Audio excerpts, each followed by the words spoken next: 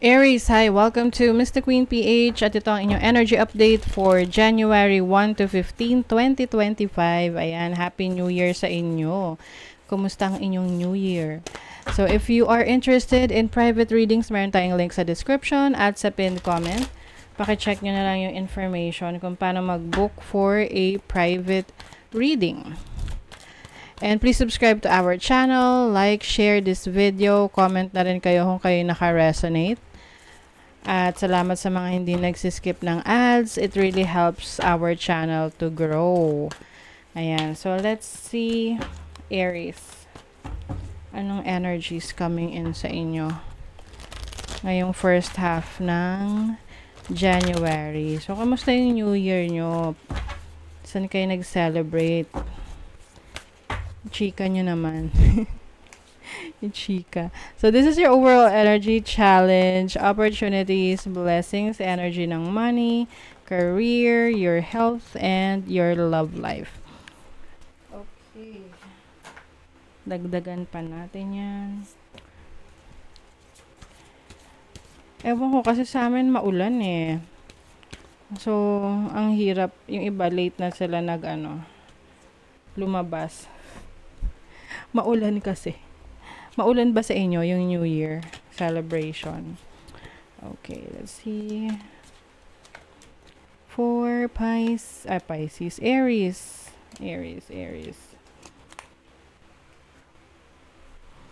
So, kumukuha na ako ng mga cards para mabilis na lang tayo. Dire-diretso na. Hindi na tayo mag-shuffle. Okay.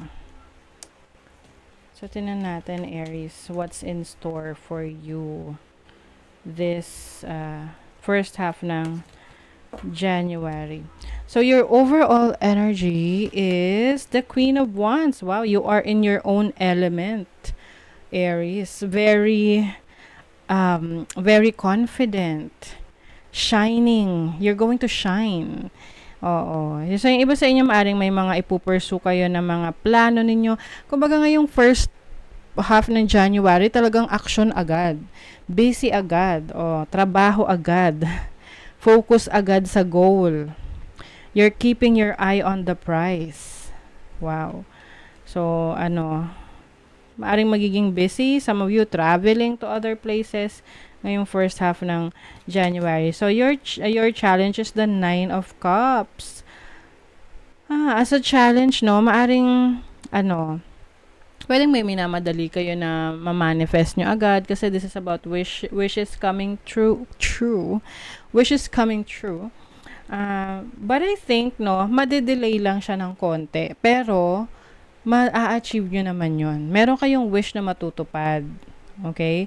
Pero, I think siguro mga second half pa ng January yan, hindi yan sa first half ng January. Maaring yung iba, you are trying to overcome yung inyong drinking habits, no? Yung drinking, pwedeng sa alcohol, no? Oo. You want to, gusto mong ayusin yan. Gusto mo na, parang mag-lay low, maghinay-hinay na. Oo. And then, your opportunity is the 9 of Pentacles. Wow, as an opportunity, this is stability in your finances, no?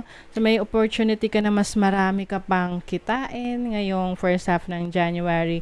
Kung may business ka, kung may trabaho ka, things are going to be much easier for you, no? Na mag-generate ng income. And this is also independence. So, kung yung iba sa inyo, gusto nyo nang bumukod, may sarili na kayong bahay or sarili nyong pamilya, or you just want to be more independent. So, may opportunity kayo na magawa yan ngayong first half ng January. And then, your blessing is the Page of Cups. Wow, ang dami nyo ngayong pangarap. Oo. So, yung mga pangarap nyo na yan, this will bring more blessings dahil mas na i-inspire ka, no? To tap into your talents, your skill set.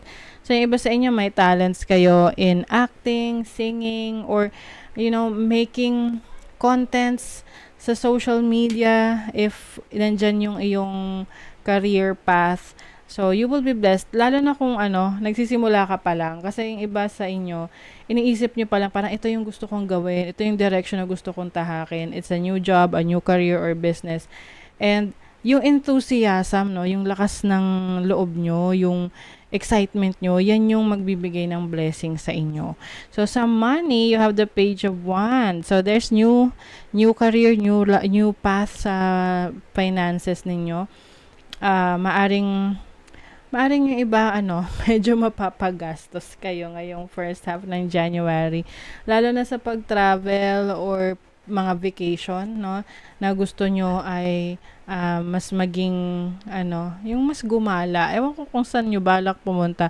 But, yung iba sa inyo may plano na mag-abroad or to have this vacation na kung saan mararamdaman mo yung bakasyon. O yung iba sa inyo, extended yung bakasyon nyo.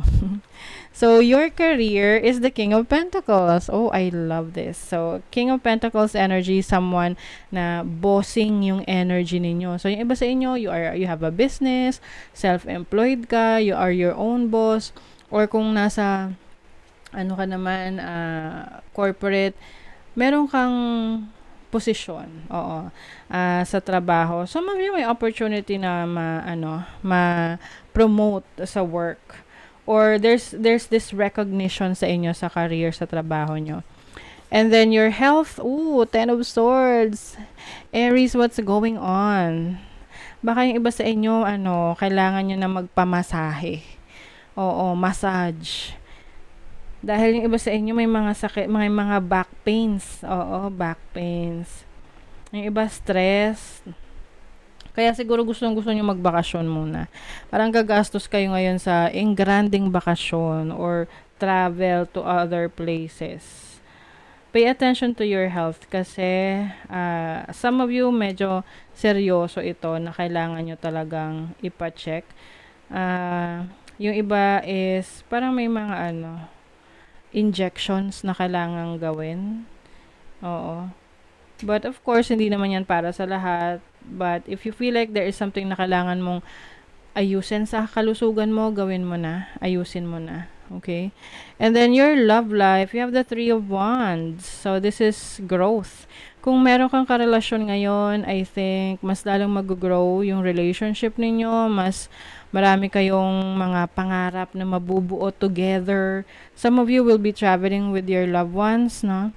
If you're single, there's a possibility na mahahanap mo na yung person mo or a romantic potential romantic partner if you travel or you parang mingle, no? Yung labas-labas din, get to know someone. Para dumating na, 'di ba? Yung iba rito long distance relationship. Merong nami-miss nyo na yung isa't isa. So maaring in the future you will see each other physically. Romance a new relationship for some of you or you will be focusing on your romantic relationship. Ito na naman, lumabas na naman yung health. Alam nyo, main concern talaga yan pag first month ng year. Kasi syempre, no, medyo napapakain tayo ng marami dahil sa sunod-sunod na holidays.